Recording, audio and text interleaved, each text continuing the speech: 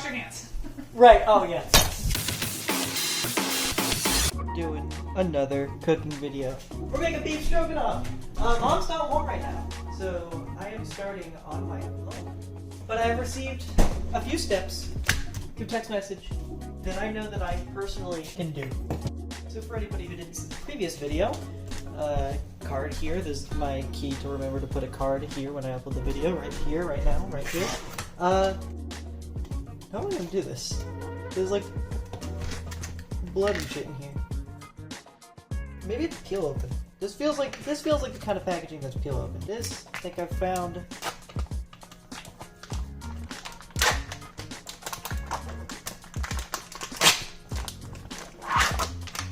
Yep, we're working with raw meat again. You've already seen the intro sequence. Mom said to cut into thin strips, removing excess fat. Now, I think this was a typo and she meant excess. A chunk of meat. Dad, can I get your appraisal on something? In relation to the meat strips that I've cut so far, do you think we're going thin enough?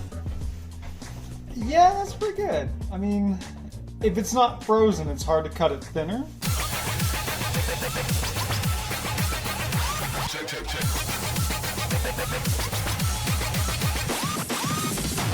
Alright, now we gotta get the stuff we can't use out of here, and the stuff that we can use somewhere else so that we would use the cutting board for other things.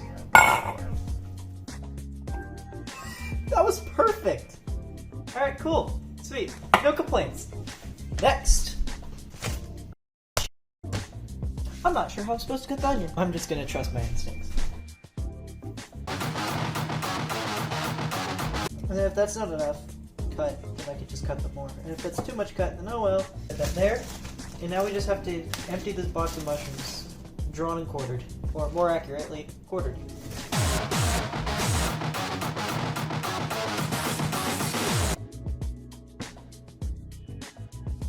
Almost tried to use my hand as a cutting board. Not something you want to do. Yay! And we're done. That's all I can do right now because I have no other instructions. We'll check back to all this right after the break. Mom is here. That's a TV show knife. We have a TV show knife. We do have a TV show knife. And I used it for the show. That's Forged in Fire. Forged in Fire. I knew what show it was. I could only think of the YouTube clip that I know it from. Ha! What about this? Whoa, that's a terrible knife. I don't know if it's a good show, but it was entertaining. Dad and I quote it sometimes. That's a good. Cats, you know. That's a cute. The one guy's very amusing. That's a good show then. Yeah. If it has quotable lines, good show. I'm gonna separate these a little bit. A lot of them are connected together. Yeah, well, you're going to anyway because you kind of got to work this flour through. It's gonna stick to the meat, and you want it like not like coating like a breading, but kind of a little bit all over. This is flour. It's also not really in frame. It's okay. They can see what's going on. And then I would go ahead and we're gonna do. Move your hands. A little pepper. A little salt. Less salt than pepper. So we got our meat, which is now coated with flour, salt, and pepper. Did you know that you can chop up onion and freeze it in its chopped form, and it's like totally fine to cook with? Really? All right. This is also it's pasta water protocol, so you could put like 3 or 4 turns of salt and a glug of olive oil on it.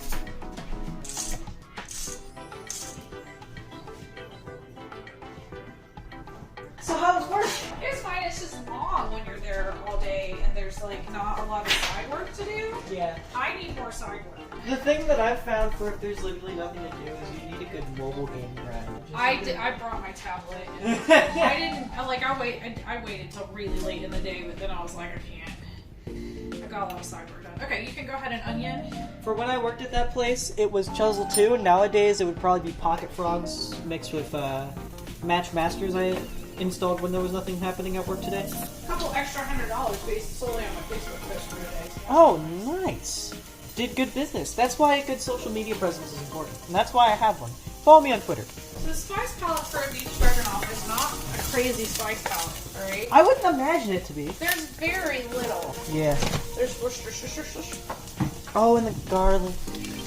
Yeah, make sure the garlic goes kind of on top though. Remember that hot pan is hot for garlic. Yeah, should I turn down the heat once these mushrooms get in?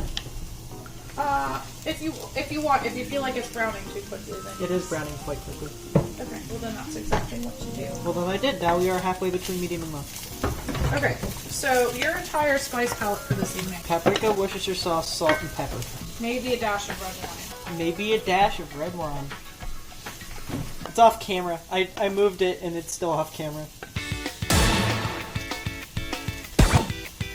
Now very quickly I have to, You might need a little bit more olive a little bit more olive oil. Yeah, it's a little dry. oil. Well, some of these, like mushrooms absorb quite a bit until they release their own. They're producers. They make their own things. We got the onions, we got the mushroom, we got the garlic. Is that a combination anybody can complain about? I think not. I think that's what every meal, almost every meal should start with. I think every meal in this house often starts with. It is pretty staple. I'm just a big fan of the fact that you can get a can of beef broth. I always think of it as like a carton thing. Your mushrooms are about to release, I think, but I would deglaze your pan slightly with just a splash of the red wine. Yeah. Yep. Just a So splash. deglaze, what that does is add this liquid that gives it a little simmer, just a little simmer, to release the brown bits in the base of the pan. So you're like less than a glug of olive oil. You don't need a lot. Also, I would like to drink that later, so well, about twice that much. There you go. That's pretty good. But you notice how the brown bits on the bottom start releasing when you scrape, Ooh. and yeah, it becomes yeah. almost a little bit of a gravy. Almost a little bit of a gravy. Almost. I like the words that you're telling me here. Also, it gives things a nice little dark red tint. Yeah, just a touch. Oh, I really want to drink that wine. Tailslide Pinot Noir. It is an Aldi brand. There you go. I like my water bottle at work. I walked on the treadmill for like 20 minutes at work. Because we have a display model treadmill, and I put it to good use. Display model treadmill doing the same thing it's done for its entire life so far. Yeah. Because this is the giant pan, you don't want to lift it up. You're going to gently scoop and move without sloshing it on the counter.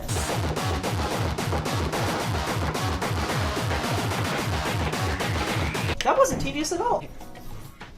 Usually when I'm doing this, when I've got a combination of the two, is I usually kind of just draw a circle around it. I don't know why, but that's like enough. Oh, also I would go ahead and open your can of broth while you're waiting for the butter to melt so that you're ready for when it's drained.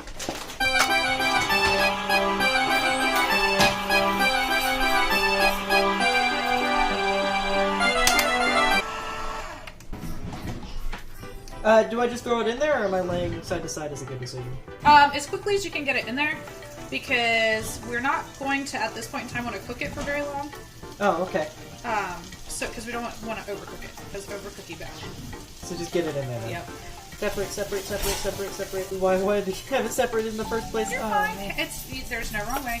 No more stressing, we're just cooking now. Yourself on the couch for like half an hour. Yeah. And then No! Oh no! Oh no! Oh no! Oh, Oh no! she smells your cooking. I think Hildy likes your cooking a lot more than mine. I wonder why! So, now what you're going to do is you're going to open your Worcestershire sauce. I'm going to turn this heat down a little bit. You're going to put a couple tablespoons in there. It's going to go faster than you think. Okay, maybe it's a little. Keep going. A little bit more. Alright. You're going to put in some paprika. It is a dusty fella. So in the palm of the hand, you're going to do a circle about the size of a nickel. There's the wrong side. Alright, that's probably good. Go in there.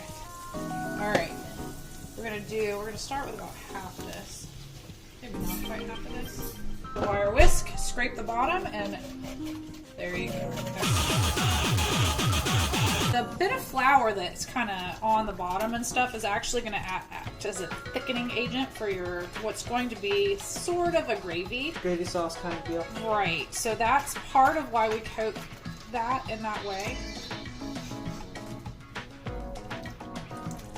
Practice getting comfortable and having a recipe is helpful.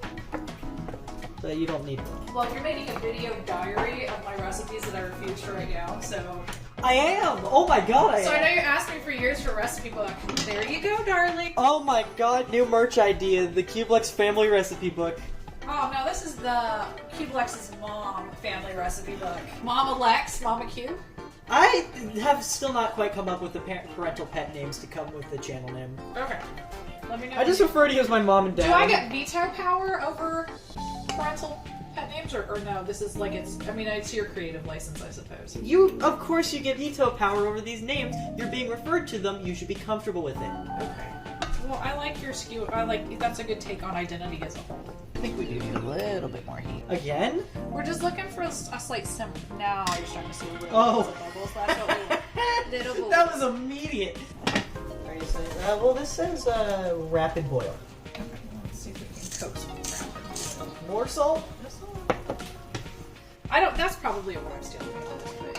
Okay, we're rolling. We're rolling? Oh, we are rolling. We are rolling.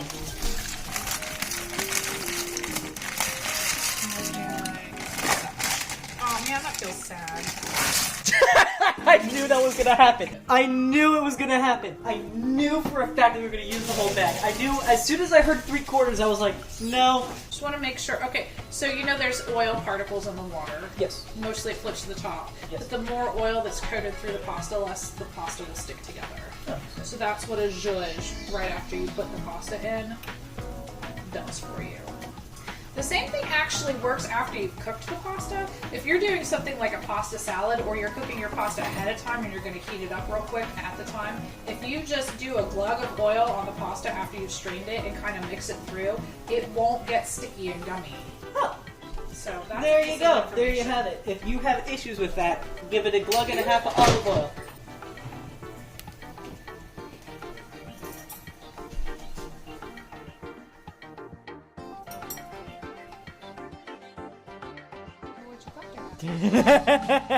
That was worth it. Now everybody wash your hands. Right, oh yeah. Ah! We're good. Oh no! What? A spring has popped out of my, phone mount. Now, is your grocery segment going to be part of this video? It's 2 different videos and that's coming out first.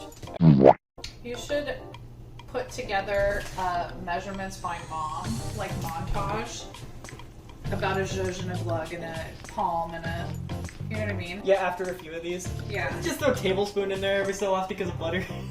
Just be like, this is a real measurement. We did this one time. Be like, I swear my mom's not a little old Italian lady. It's not a super firm noodle for this. But it is still going to absorb some of the sauce after we get the sauce going. Sauce going. With a Hot Pocket commercial? It's been a long day. So go ahead and put your meat in your stuff. Alright. Just dump it. Why are you being delicate? My delicate flour. I just don't want to mess anything up. You feel delicate, be delicate, but that's not something you have to be delicate with. Well, I didn't want things to splash. That was the plan. There's not a lot left. Should I just dump it in? How much is it? Let me look. Yeah. The stuffed clams, right? That was in the New Year's party? That Rob brought? Yeah. Yeah, those were baked stuffed clams. Big stuffed clams. Yes, but he had those clams shipped in from the coast overnight. This is real. This is true, by the way. It sounds expensive as you would think it is, I know, it really isn't. which is concerning in its own right. Like, based on if you go to the grocery store and buy clams that have been frozen and shipped versus shipping them in, it's not as big of a price difference as you would want there to be. Okay, so... Discount clam warehouse. To your, it's just a website you order clams off of, it's fine. To your mixture there, you're gonna order. You're gonna add in about half that tub of sour cream. I can't believe I'm ordering clams. And a menace and a nuisance. Well, would my best friend be like totally chill? No. Interesting. Now gently fold those into the sauce. Fold those into the sauce. Well, you don't want to break up the noodles anymore than they're already broken up. Okay, steak to try. A small one, as we would all like to eat this meal. Yeah, I'm trying to find a spoon. Here's one. Okay, more sour cream, less sour cream, feel good? Nope, feels good. Alright, so you're gonna let this combine in flavor and texture for about another minute and a half. If you would eat this, go ahead and like and subscribe. We make more food that you would also probably like to eat. Or don't like and subscribe because we don't pander. No, we pandered. It's youtube.com. We pandered. Okay, go ahead and turn off your thing. Alright, I'm going to switch camera angles. We're going to get it into the bowl. You know why your food is turning out so good? Why? Because I'm carefuler when I'm teaching than I am when I'm cooking. There you have beef stroganoff. Thank you for watching. We're gonna enjoy.